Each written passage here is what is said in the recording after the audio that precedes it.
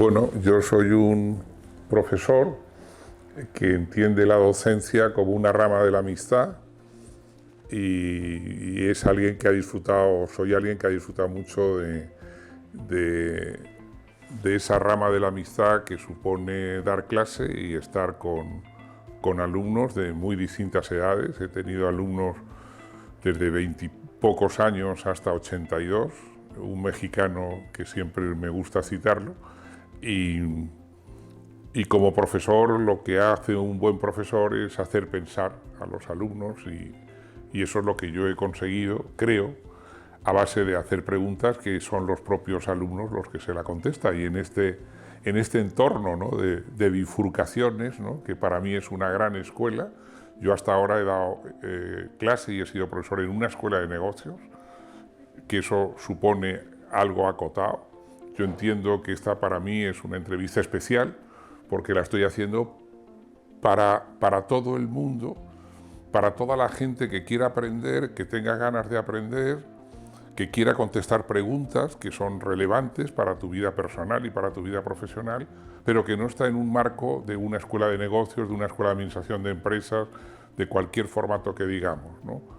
Porque al final yo he sido y soy profesor de la asignatura de estrategia y creo que esa asignatura hay que aprenderla, no solo en lo profesional, es la más importante de las asignaturas en una escuela de negocios, sino que también, muy relevantemente y muy importantemente, también hay que desarrollarla a nivel personal. Por eso me permito dirigirme a todos los que vayan a escuchar en esta escuela de bifurcaciones, porque si no les sirve en lo profesional, estoy seguro que esta asignatura, que se llama estrategia, les va a servir en lo personal.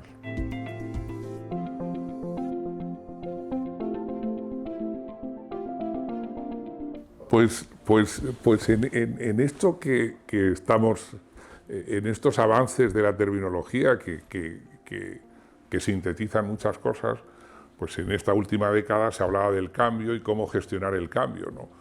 Ahora la palabra mágica es la transformación, ¿no?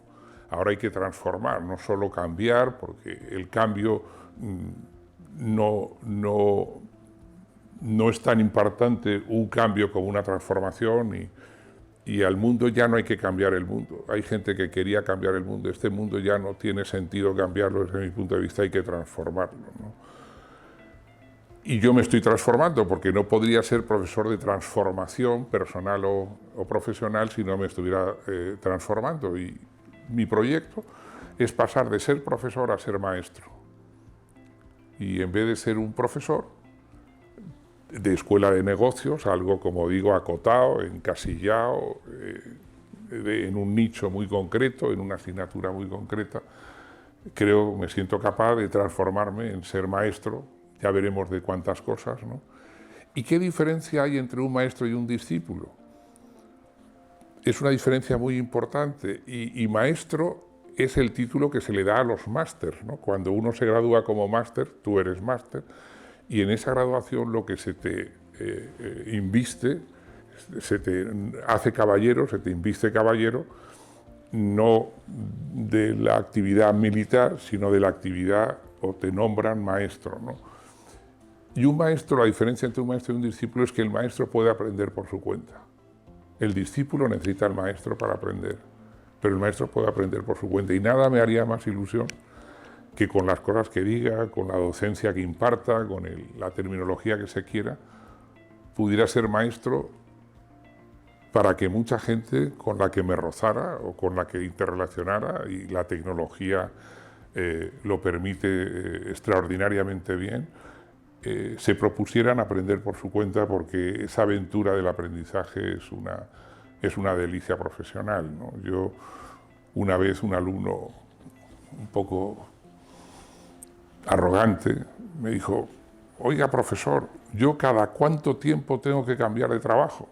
Yo dije: tú, igual que el resto de los demás, a la semana de estar en un sitio donde no hayas aprendido nada.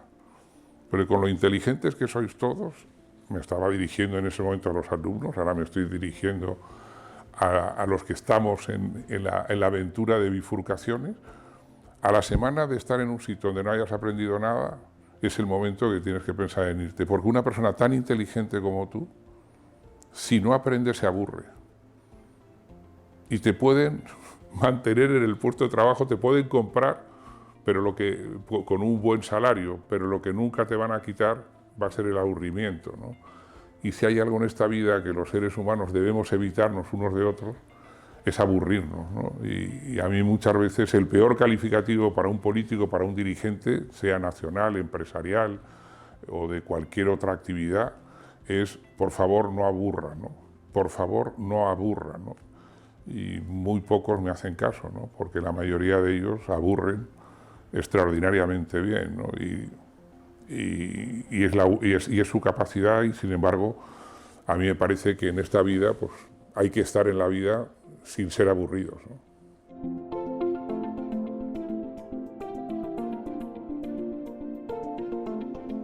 Pues con la tecnología, con todos los avances que en este paraguas de bifurcaciones tecnológico-virtual, ¿no?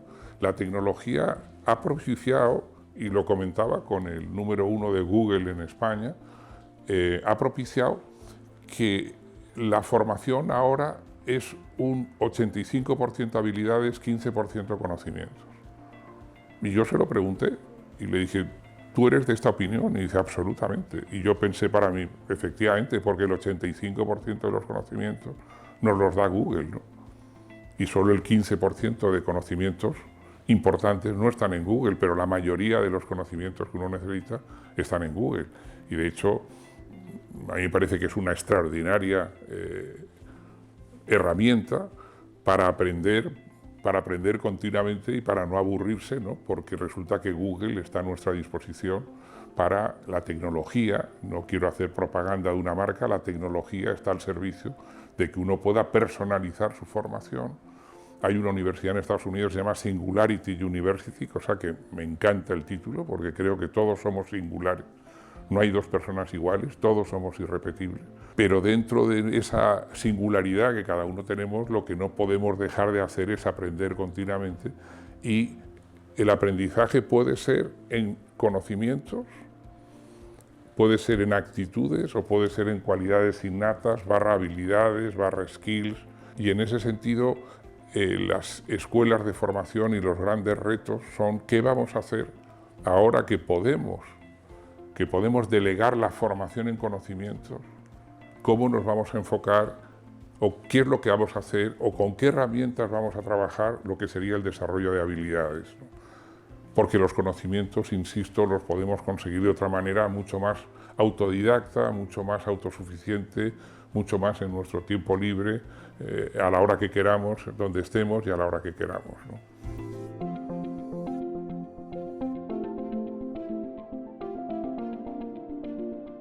Pues muchas gracias por la pregunta porque es la continuación, ¿no? A mí me gusta mucho citar a Ortega y Gasset con la reflexión de que yo soy yo y mis circunstancias, ¿no? Y en ese sentido pues hay mucha enseñanza, ahora mismo mucha docencia en lo que se le llama la gestión del yo o la autoayuda personal o otro tipo de servicios profesionales como puede ser el coaching, el mentoring, etcétera, ¿no? Pero eso es la parte del yo, ¿no? Y yo no veo, o tengo estudiado, y yo me dedico a lo que falta, no a lo que sobra, o yo no quiero compararme con nadie, yo busco lo que no hay, ¿no? En ese afán de explorar lo desconocido, pues ¿qué es lo que nos está enseñando, ¿no? Pues el decirle a alguien, oye, tú te das cuenta de que el 50% por lo menos de lo que te vaya a pasar en la vida depende de tus circunstancias. Tú estudias tus circunstancias, tú haces seguimiento de tus circunstancias, tú ni siquiera sabes qué nombre poner a tus circunstancias. O si yo te pregunto cuáles son tus circunstancias, ¿tú qué me contarías de cuáles son tus circunstancias? Si yo te pregunto por ti, tú me hablarías horas de cómo eres, de lo que te gusta, de lo que no te gusta, de mis secretos más ocultos, en fin, podemos citar cualquier canción para explicitar lo que sería la contestación de la pregunta ¿tú cómo eres?, ¿no? Pero tú cómo eres, yo te doy el beneficio no de la duda, sino de la seguridad de que eres como quieres ser. Y si no eres de otra manera, pues es porque no quieres serlo y por lo tanto yo no te quiero cambiar tu yo te quiero respetar tu libertad absolutamente. Lo que quiero que seas consciente y donde te pueda ayudar es cuáles son tus circunstancias, porque no es lo mismo que vivas en un sitio que en otro, no es lo mismo que te relaciones con unas personas que con otras, y sobre todo lo más importante es donde estés personal o profesionalmente, que sepas contestar a la pregunta, esas preguntas que yo suelo hacer a mis alumnos, por las que me agradecen tanto la docencia, una pregunta que es fundamental en esta vida, en lo personal y en lo profesional, que es en el sitio donde estés, contéstate con rigor y de la manera más exhaustiva, aquí quién manda. Me dices, hombre, pues ¿quién va a mandar? Pues el jefe. ¿Estás seguro que en esa empresa manda el jefe? Y cuando en una empresa el jefe dice que aquí el cliente es lo primero, ¿quién manda? ¿El cliente o manda el jefe que dice que el cliente es lo primero? Y por otro lado, ¿dónde dejas al accionista? Porque claro, el jefe no deja de ser un jefe, pero el que tiene el dinero o el que ha puesto el dinero es el accionista. Y por otro lado, esa empresa tiene proveedores, o esa empresa tiene empleados, o esa empresa tiene medios de comunicación que hablan de ella, o tiene un gobierno que la regula. Pues ya hemos hecho una lista de que una empresa tiene por lo menos 6 circunstancias. 6. Sus accionistas, sus clientes, sus proveedores, sus empleados, su regulador y sus medios de comunicación. ¿Y qué es lo que tiene que hacer uno una vez hecho ese diagnóstico? Pues la palabra clave es seducir. Lo que tiene que hacer la persona que dirige es seducir a sus stakeholders, que no es ni más ni menos que seducir a la gente que le influye, entre comillas, que le manda de mayor o menor manera, porque esa es la manera en la que uno puede ser, algo que a ti y a mí nos gusta mucho decir, un superviviente. Porque para sobrevivir necesitas saber quién manda y tener una hoja de ruta personal. Y en esa madurez de saber quién manda dónde estás y tener una hoja de ruta personal que sabe sortear las amenazas y aprovechar las oportunidades de ese entorno, ahí está la felicidad, el desarrollo, el crecimiento de esa persona y lo que hace que no te aburras nunca.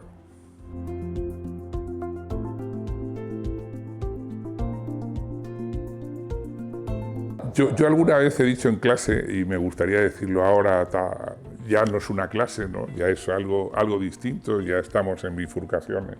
Yo te quería plantear a todos los que nos están escuchando, tú eres de los ingenuos, tú eres de las ingenuas que crees que porque tienes la razón te van a dar la razón. Nos educan para tener razón. Y con esa educación, con ese contenido, está todo hecho. Pues no, eso no funciona. Te dan la razón cuando les interesa. Y por lo tanto, los deberes que tú tienes que hacer con tus stakeholders es saber lo que les interesa, porque entonces puedes hacer un arreglo, puedes hacer un acuerdo, puedes hacer una negociación.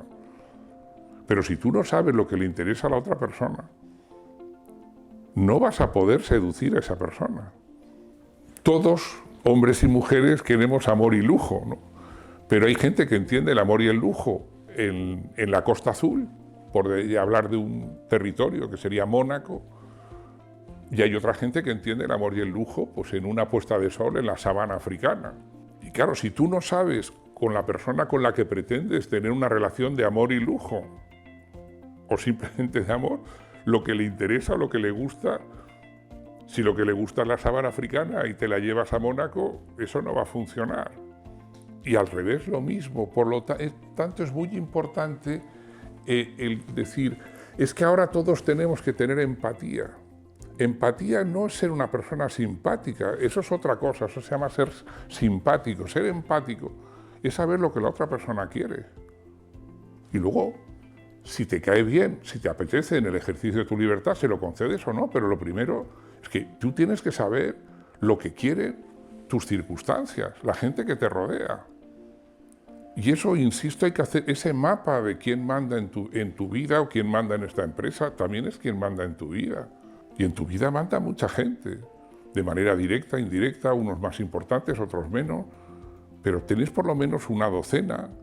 Y en mi planteamiento, en lo que yo explico, en lo que yo planteo la reflexión, es que los clientes o los stakeholders, en la terminología más académica, son personas de carne y hueso.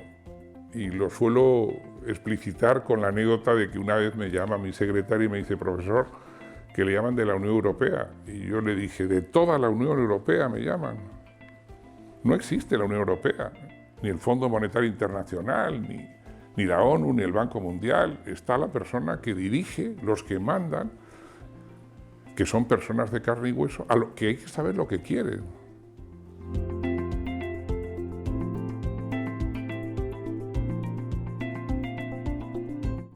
Yo creo que nada agradece más un alumno de un profesor que es que le haya a distinguir los medios de los fines, ¿no? Eso todos lo aceptamos, ¿no? Cuando el profesor empieza a hablar, hay que distinguir los medios de los fines. ¿Quién no está de acuerdo? Pues nadie. ¿Quién está de acuerdo? Todo el mundo, ¿no? Y yo tengo muy claro, desde hace muchos años además, que la tecnología es un medio y que le falta el fin, ¿no? Igual que el tener razón, pues no es suficiente y lo que te falta es saber lo que quiere la otra persona para conseguir realmente un acuerdo, una alianza, una venta, una contratación, lo que sea en cada caso lo que quieras conseguir, ¿no? Y la tecnología es un medio ¿para qué? Pues para satisfacer necesidades del ser humano. Y yo tengo detectado que el ser humano tiene una necesidad, tiene dos necesidades muy importantes a la que la tecnología le está ayudando y que para mí es la razón del por qué la tecnología y las tecnológicas están tan arriba y son las empresas que en cualquier sector pues son más punteras, tienen mejores beneficios, mayor crecimiento, etcétera, etcétera. Y es porque satisfacen dos necesidades humanas. Una, la comodidad. Yo no sé qué nos pasa, lo hemos comentado en alguna ocasión, que cuanto más cómodos, mejor. Más que aprendernos el número de la calle, ¿no? Preferimos meter en el teléfono o donde sea, ¿no?, cuál es la calle y que sea alguien que me lleve. Y en ese sentido es una comodidad que me puedo acordar, que puedo hacer el esfuerzo de mirar en el mapa. Sí, pero es mucho más cómodo, una vez más, Google Maps para llegar a un sitio que es la primera vez al que vas, ¿no? Pero quien dice esa comodidad, dice la comodidad de que yo quiero esto, lo quiero ahora y lo quiero en mi casa. Yo no quiero salir de mi casa para tener esto. Y sé que estoy hablando de medios tecnológicos que tú has puesto en el mercado y que lo que hacen es facilitar la compra en el supermercado o la compra de cualquier producto o servicio porque la quieres en tu casa y la quieres a la hora a la que te apetezca querer. Y en esa línea también se está produciendo, en la línea de la comodidad, se está produciendo algo que no quiero dejar de señalar, que es la revolución del envase. Y es que antes, pues a quién no le gusta ir de crucero, pero antes, pues un crucero de Algeciras a Estambul, pues son 14 días, no te los quita nadie. Y entonces un crucero por el Mediterráneo de Algeciras a Estambul, 14 días, pues yo no tengo 14 días o no tengo dinero para el crucero y alguien se inventa los cruceros de una semana, que te siguen llamando del Mediterráneo para luego poderlos contar también y generar la envidia que uno quiera generar de que ha estado de crucero, pero resulta que se produce un boom del sector naviero, crucerístico, porque resulta que alguien ha dicho que un crucero por el Mediterráneo no son 15 días, es una semana. Lo mismo en el sector de los viajes, que antes, por los viajes que menos que duraba una semana, y ahora el viaje ya para que dure más de un fin de semana, pues tiene que ser un sitio muy especial, usted me tiene que poner muchísimas cosas en eso, ¿no? También quiero hablar de otra revolución en la industria audiovisual, ¿no? Antes una película buena duraba 2 horas, ahora nadie aguanta un episodio de Netflix o una serie que el episodio dure más de 40, 42 minutos, ni siquiera 60. Los que tienen más éxito son de 42. ¿Por qué? Porque una cosa es que porque nos cansamos, porque somos tan cómodos que nos cansamos. Y en ese sentido, cualquiera que nos quite el cansancio o el aburrimiento, y vuelvo a la palabra mágica, ¿no?, de que lo que no hay que hacer es aburrir a nuestros contemporáneos, y en primerísimo lugar, para conseguir eso, no aburrirse uno, En eso la tecnología está barriendo absolutamente y nos está facilitando que tengamos una oferta extraordinaria a cualquier hora del día de entretenimiento, que además a mí me gusta decir que ese entretenimiento, ese entertainment, terminará convirtiéndose, porque alguien lo descubrirá en el contexto de lo que estamos hablando, que será edutainment, que es education and entertainment. ¿Por qué? Porque solo distraerte, solo hacerte pasar un rato más o menos agradable viendo una película en la que no hayas aprendido nada, pues eso te va a frustrar en algún momento, y por lo tanto este contenido de educación, de la nueva educación, de aprender muchas más cosas de manera autodidacta que no sean exclusivamente conocimientos, relacionado además con la diversión o con el entretenimiento, me parece que es un hallazgo el término edutainment.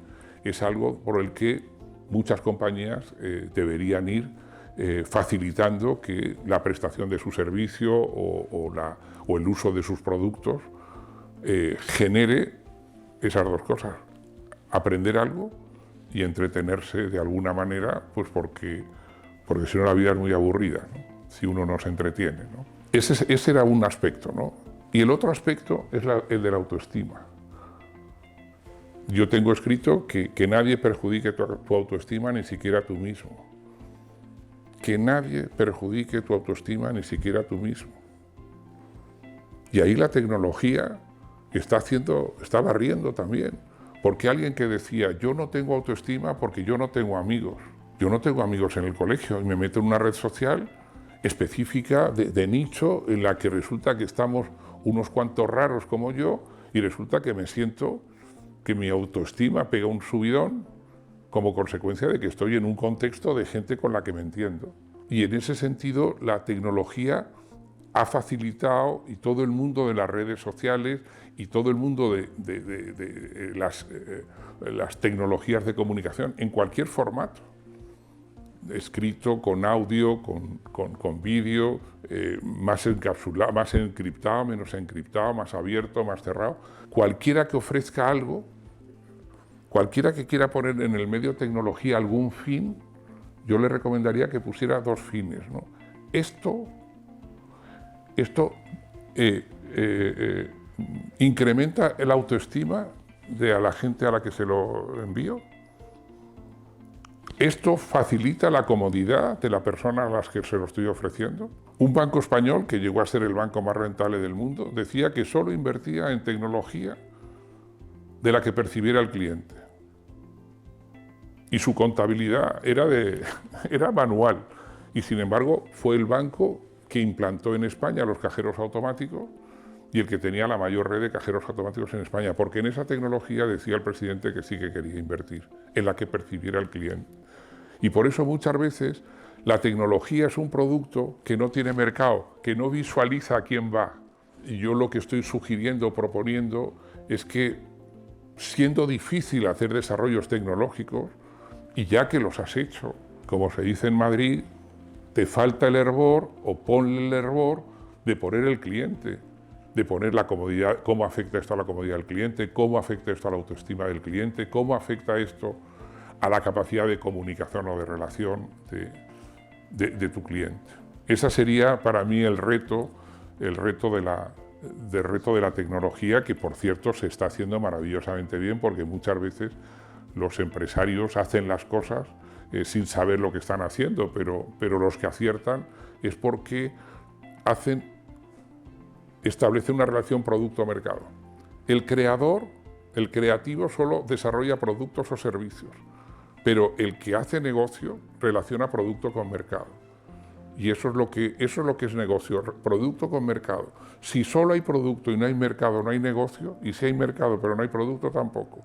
Y esto puede parecer muy simple, pero hay mucha gente que no lo conoce, y hay mucha gente que se piensa que con tener el producto ya está todo hecho. Pues no, es igual que con el tener razón. Con tener razón no está todo hecho. Te falta convencer, seducir, interesar, reforzar la autoestima de las personas a las que estás ofreciendo ese producto o servicio.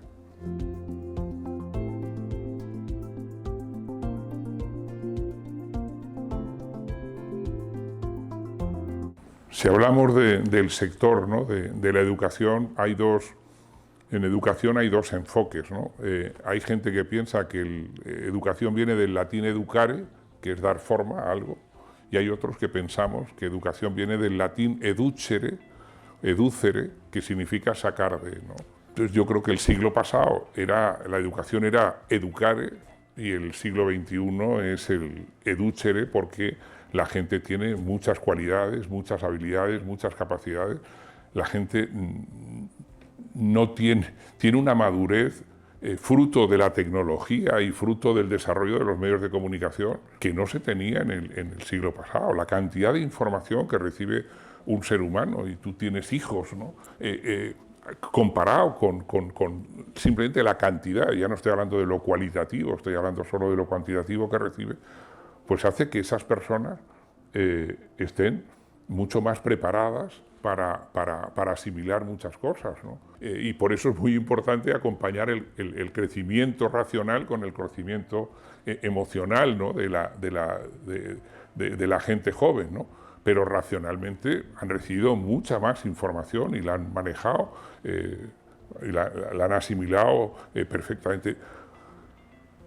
Por eso es muy importante el que cuando uno es especialmente joven, uno se conteste a la pregunta, ¿yo para qué valgo?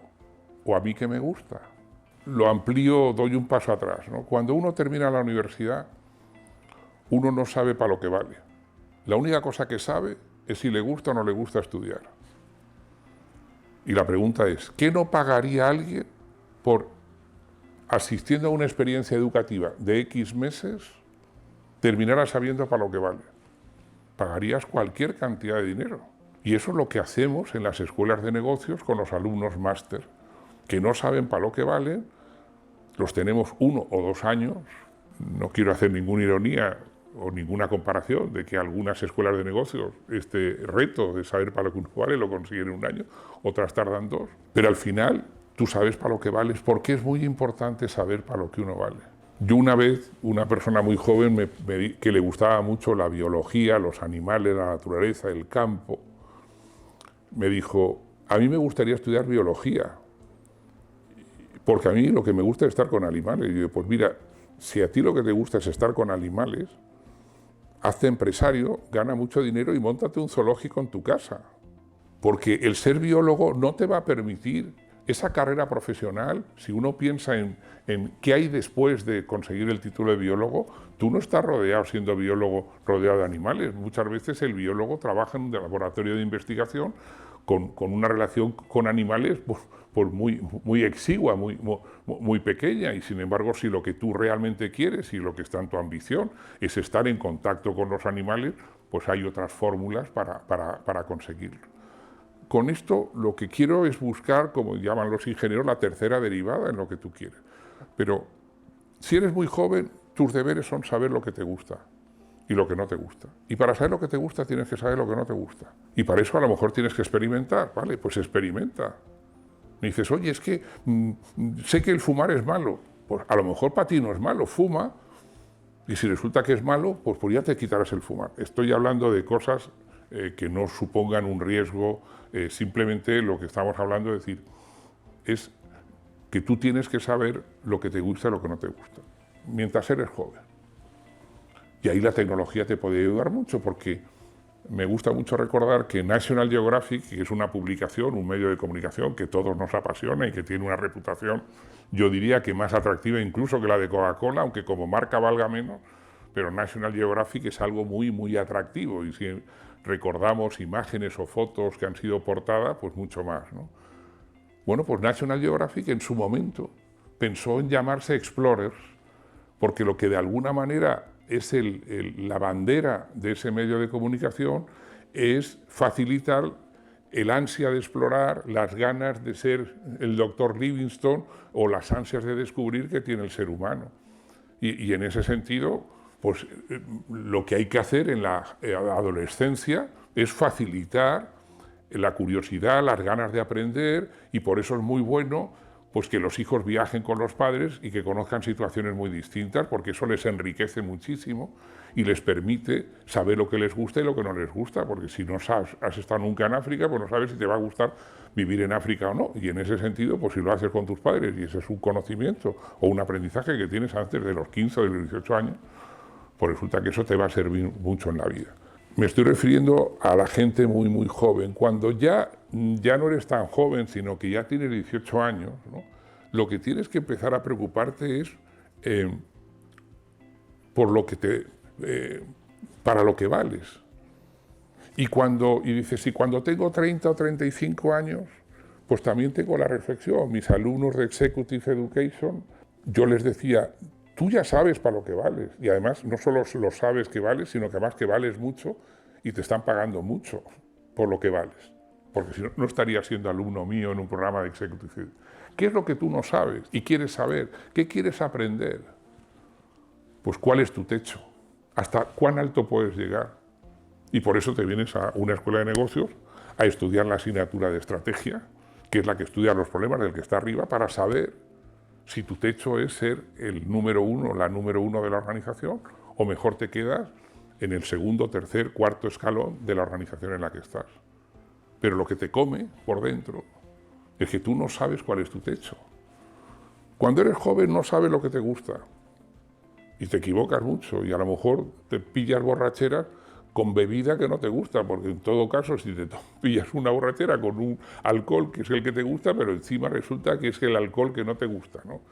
Y sé que estoy frivolizando en un tema relevante, pero me sirve como ejemplo para saber pues, que tienes que saber lo que te gusta o lo que no te gusta, ¿no? En otro momento tienes que saber para lo que vales, en otro momento tienes que saber cuál es tu techo. Y por último, cuando has llegado arriba, mis alumnos de alta dirección, lo que les come por dentro, por lo que hacen, por lo que vuelven a la escuela, es porque no saben si lo están haciendo bien o mal. Porque cuando uno tiene éxito, para no morirse de éxito, tiene que tener la capacidad de seguir aprendiendo, porque si no se va a aburrir o se va a morir de éxito. Y eso se consigue a base de estar preocupado por si lo estoy haciendo bien o mal, y en ese sentido pues se acude a una clase para ver si lo que estoy haciendo bien está bien o mal. Y por eso, cuando un alumno de alta dirección sale a una escuela de negocios y dice, como suelen decir, no he aprendido nada especialmente de conocimientos, no hay nada que yo no supiera de alguna manera, estamos acotando lo que decíamos antes de que los conocimientos son el 15% de la formación de los adultos. Yo aquí he aprendido un 15%, pero hay un 85% de mis cualidades, capacidades, competencias, etcétera, que he reforzado absolutamente, que mi autoestima ha subido porque veo que lo estoy haciendo bien. Y lo que estaba haciendo mal lo voy a corregir y tengo la fuerza para hacerlo.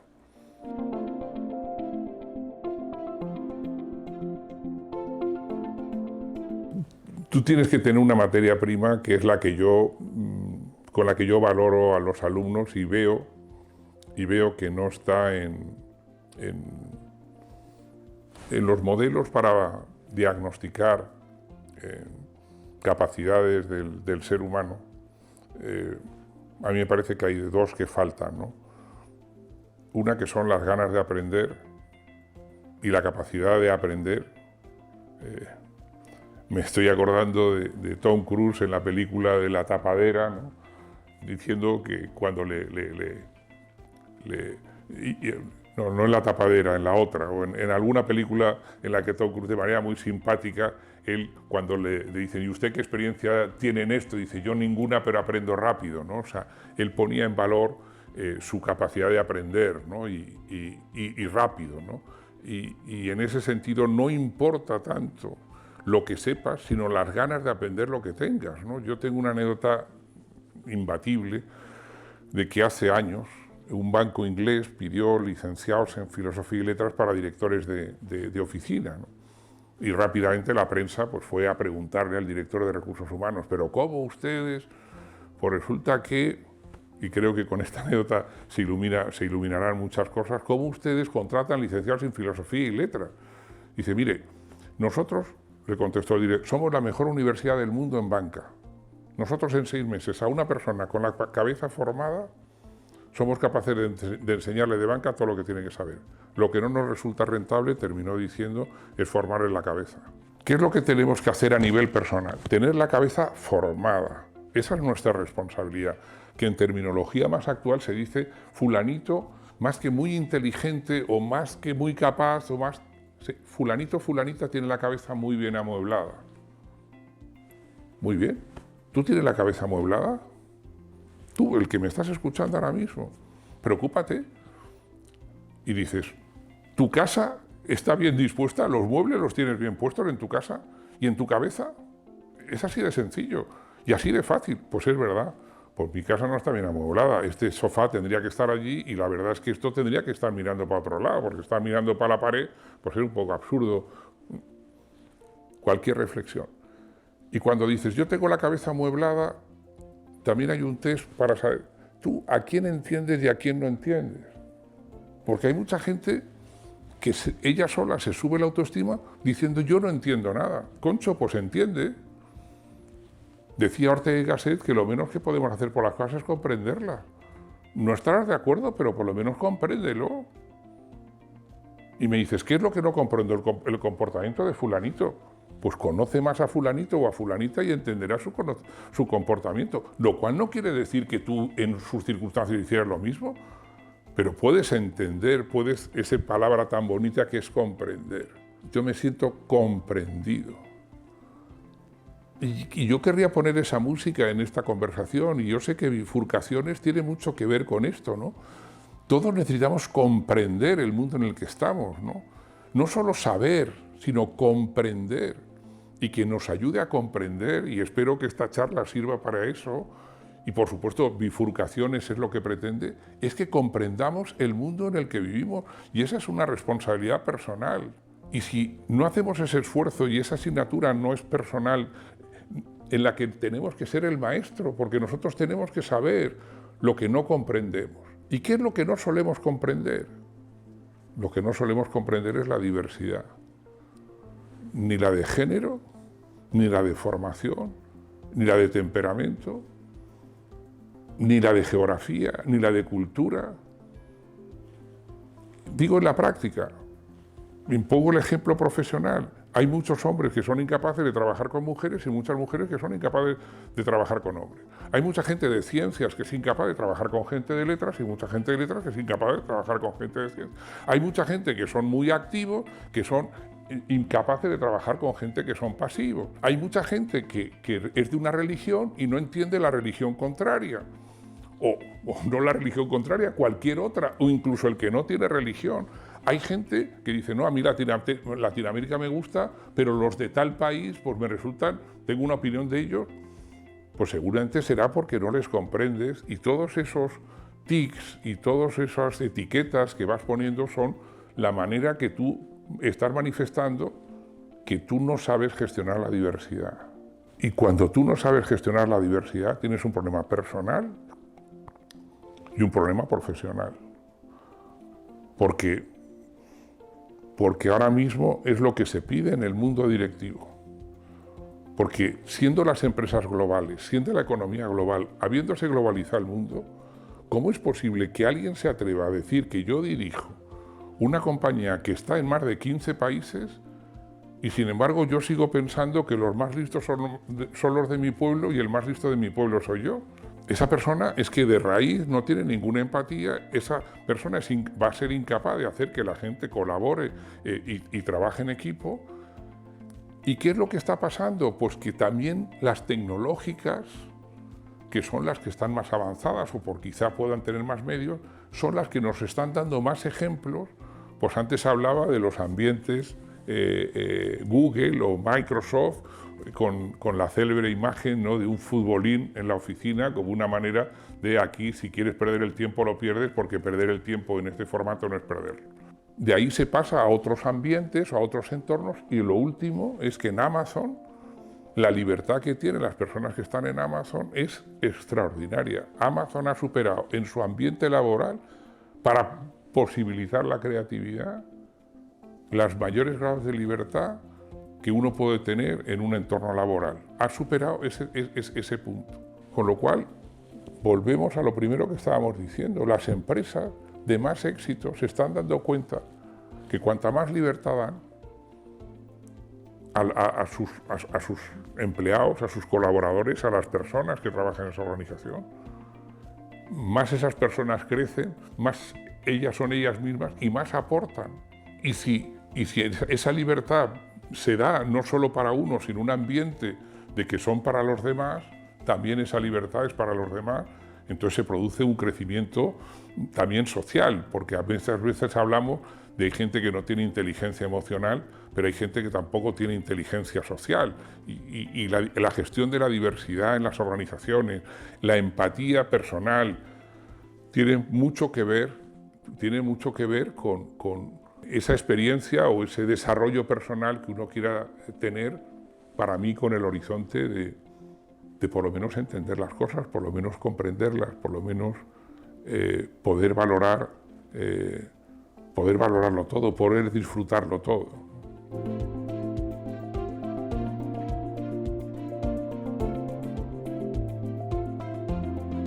Pues es una magnífica pregunta. A mí una vez me preguntaron, ¿no?, ¿qué diría un profesor de estrategia respecto del tema de la conciliación vida privada, vida profesional, ¿no? Y mi contestación pues fue que al final nosotros lo que actuamos de acuerdo con nuestra estrategia, ¿no?, con lo que queremos conseguir, lo que queremos, nuestras ambiciones, nuestras ilusiones, nuestros retos, lo que queremos, ¿no?, en ese crecimiento que queremos, ¿no? Queremos crecer en lo material, en lo personal, y esa estrategia, que en algún momento profesional se ha llamado carrera profesional, y en algún momento hemos hablado de carrera profesional, está muy desarrollada y nos han dicho mucho, nos han dado mucha, nos han hecho mucho, nos han hecho pensar mucho en cómo tiene que ser nuestra carrera profesional / nuestra estrategia profesional. Y con frase de decir, tienes que ser, en lo que hagas, tienes que ser el mejor. Oiga, ¿y si soy el segundo o el tercero, qué pasa? Estoy desacreditado, no sé, he hecho algo mal, si no soy el mejor, ¿no? Yo, ahí, en el punto este de la estrategia profesional, yo simplemente me gusta decir que yo, si hay una palabra del Evangelio que me creo, es la parábola de los talentos, ¿no? Me las creo todas, pero la de los talentos creo que nos deberíamos de creer todos, ¿no? Y es que resulta que si tienes 5 talentos, pues tienes que rendir los 5 talentos. Si tienes 1, y si tienes 3, ¿no? Y que tu obligación, / tu felicidad, es rendir los talentos. Y yo lo he hablado con alumnos míos en alguna ocasión. A lo mejor tú, rindiendo tus 3 talentos de los 5 que tienes, ya llegas a fin de mes. Pero te digo una cosa, someto a tu consideración. Si no rindes tus 5 talentos, no vas a ser feliz. Y por eso, saber para lo que vales, saber cuáles son tus talentos, cuán alto puedes llegar, pues son distintas maneras de saber o de confirmar o de comprender que uno tiene que dar lo que lleva dentro. Venimos embarazados con muchos valores y con muchas cosas dentro, y la vida nos permite desarrollar y sacar esas criaturas que llevamos dentro de muy distintas maneras. Y en lo profesional, como digo, está todo muy trabajado, diciendo lo que hay que hacer y la carrera profesional y que no hay que quemar etapas y un montón de reflexiones que yo quiero sintetizar en esto que ya he comentado antes y que ahora sintetizo en tienes que rendir tus 5 talentos. Y en lo personal, ahí casi nadie nos dice nada. Y por lo tanto, como a veces nadie nos dice nada, pues no pensamos en, oye, ¿y yo qué es una buena estrategia personal? Una buena estrategia personal es casarme, es tener muchos hijos o pocos, ¿cuántos? Porque básicamente en estrategia personal, así como hay mucha sofisticación y mucha literatura en estrategia profesional, en estrategia personal, pues no hay tanta, ¿no? No hay tantas recomendaciones, no hay tanto coaching, no hay tanto mentoring, ¿no?, como puede haber en otros aspectos, lo digo por... Y sin embargo es nuestra principal responsabilidad. Mi contestación a eso es que la frase redonda es: nunca te permitas el lujo de tener mejor estrategia profesional que estrategia personal. Porque con lo inteligente que somos todos, y no vamos a decir a estas alturas del partido que no lo somos muy inteligentes, y por lo tanto, si tenemos una estrategia ambiciosa y somos inteligentes, la terminaremos consiguiendo. Al final todo el mundo consigue lo que quiere, le costará más o menos. Pero el punto es que si tu mejor estrategia es la estrategia profesional y no la personal, seguramente conseguirás ese éxito que has buscado, pero te puedes perder la vida.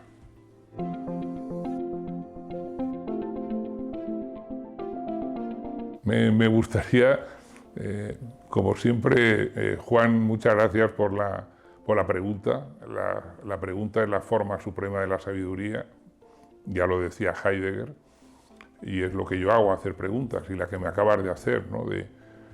de cómo te gustaría terminar esta entrevista, ¿no? Pues hablando de bifurcaciones, ¿no?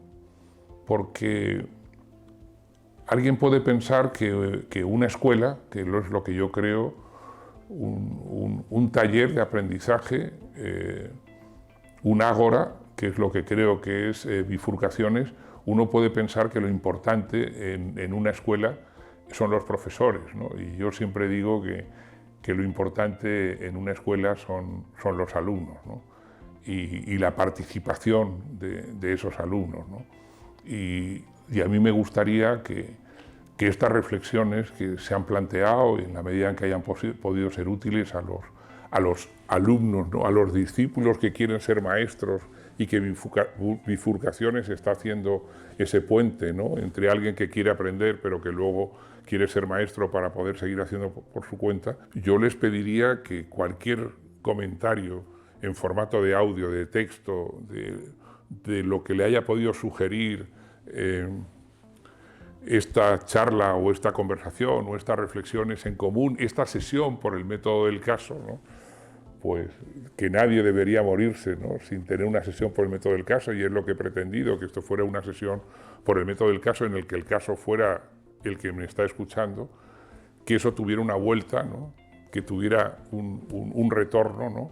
En primer lugar, para que ese retorno le genere autoestima a la persona que nos quiere compartir su reflexión, y que además se dé cuenta que uno puede aprender por su cuenta, que es lo más importante de todo lo que he querido decir, ¿no? La única cosa que hay que hacer es proponérselo, ¿no?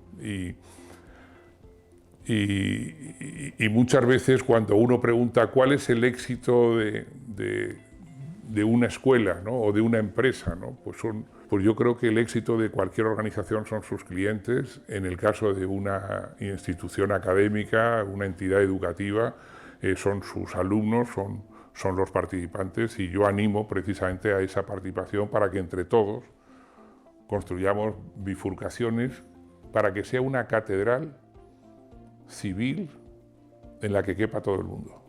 Muchas gracias.